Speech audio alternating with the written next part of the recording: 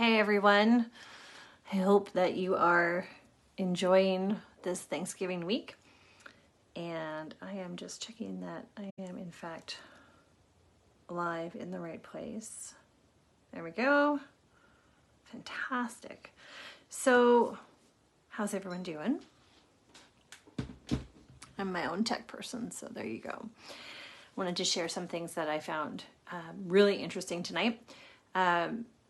But first off, Small Business Saturday is coming up, and I would love to know, what is your favorite small business to support? I almost don't like calling it Small Business Saturday because I feel like it's Independent Business Saturday, but just drop a comment and what your favorite small business is to support. I'd love to know. I'm always looking for ways to get my Christmas shopping done early. But I hope you're having a wonderful holiday Thanksgiving week. I wanted to share some information I found out about stress and how it affects our bodies. So it affects everybody, right? Do you know anyone that isn't affected by any stress? Okay, if you know someone who has no stress, can you please give them my number? Because I would like to know all their secrets. It's almost become a part of the human condition. So I'm reading this book called Super Wellness, and I found this study very, very interesting. I wanted to share with everyone here. So my 11-year-old recently asked me, what is stress? What does stress mean? What is it? Bless his heart. And so I had to look it up in the dictionary to be able to tell him. An old school dictionary, one that's printed in paper with ink, that definitions can't be changed. Stress is stress, and I found like 5 different definitions of it. Stress can be in the voice, it can be how you emphasize things, but what we're talking about here is in the Webster's New World Dictionary. The definition of stress that we're talking about tonight is distress, strain or a straining force. It also says mental or physical tension or strain. Okay, I would also add emotional, because we know that physical and emotional stuff can be interchangeable. If somebody is feeling stress in their lives, physically that can show up. Also, if we have physical stress in the body, that can show up in our emotions too. It can drag us down. So if we're intelligently designed, whatever your belief system is around that, I feel like we're super intelligently designed with things in our bodies. Like, it just blows my mind the more I learn about our anatomy and how our bodies work. Shouldn't we be able to just process stress? And maybe you've heard of the saber-toothed tiger example. Prehistoric times, saber-toothed tiger jumps out. Oh, we go into fight or flight. The nervous system is heightened. We go into sympathetic nervous system, The sympathetic nervous system is activated, and all of our blood flow goes to our limbs, away from our core organs, and prepares us to fight or flight. There's more, but let's keep it simple here. And so shouldn't we be able to slough that off? Because once the external threat or perceived threat is no longer there, the body can reset the system. It's like, if you've ever seen an animal, like a dog's especially, they love to shake it off. They shake their nervous system off, Taylor Swift style, and then they move on. So what we're experiencing, from my point of view, what we're experiencing in the world now is so much stress coming at us from multiple directions. Most of it is some of it is very real. There is a whole collective bunch of it that is perceived.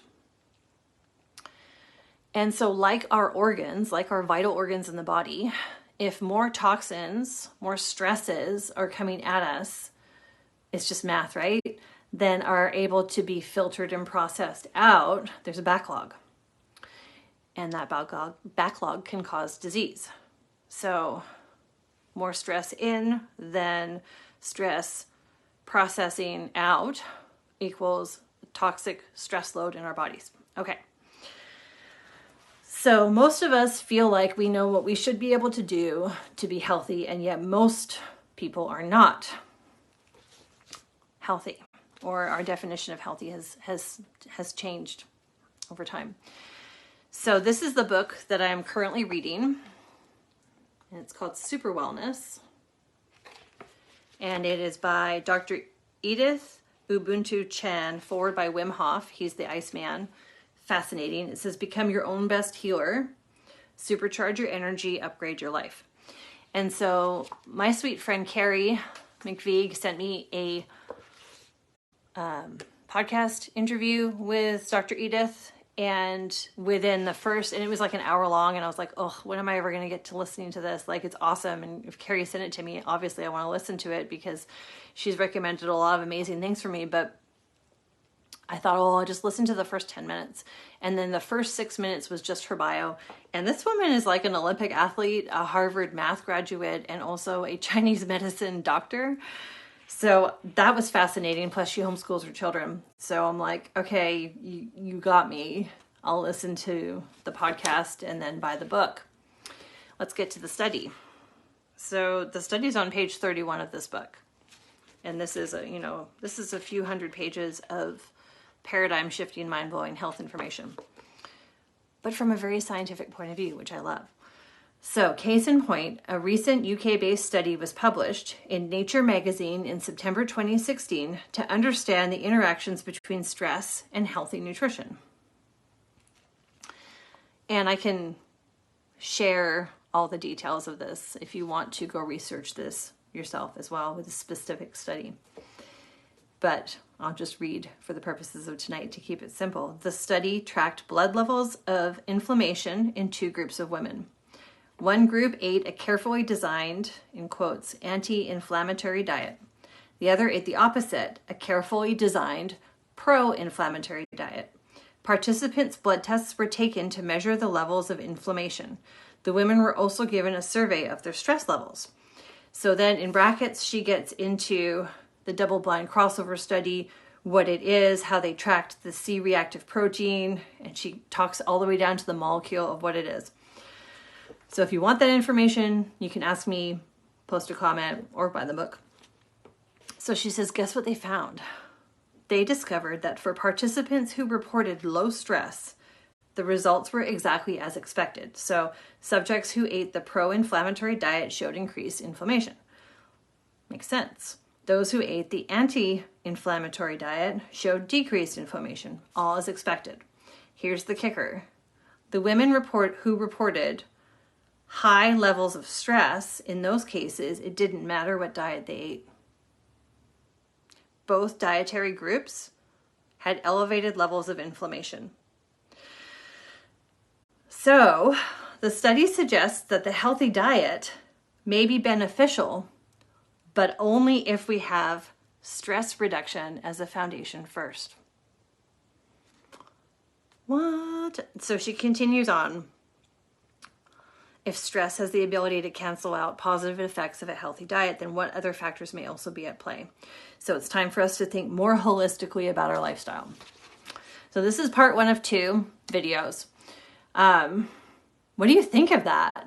Like, for me, when I read that, I had one of those mind-blowing emoji moments, but also it's not mind-blowing. It makes perfect sense. But once you connect the dots and see it on black and white paper, I'm like, okay, so I can be eating the healthiest foods on this beautiful planet, but if my stress load is high, it negates everything, and I will still be creating inflammation in the body. So what do we do? So what do we do indeed? So our thoughts are tangible things. We have physical proof that our thoughts impact our physiology. And have you heard of that Einstein quote? I'm probably going to get it wrong, but it's, we cannot solve our problems with the same thinking that created them. So if our thoughts can create stress, how do we resolve this? And overthinking is not the answer. Okay, so tune in to part 2 of this video on some ways that you can reduce the stress load in your body. Some modalities and techniques that I've used over the years to work with myself and my family and my clients to help reduce the stress load in the body. And if you are a local friend and are interested, in January we are going to be starting this book club. So Super Wellness will be the focus of our January book club, and we will be going through this book. I can't remember off the top of my head how many week series it's going to be, but we're going to be meeting in person and discussing this in a supportive environment, because for me it's more fun with friends. But that's why I'm here tonight, to share this with you. Let me know what you think about this. Has this been a surprise to you? Does it make perfect sense? Does it sound crazy? So drop me a comment and let me know, and stay tuned for part 2.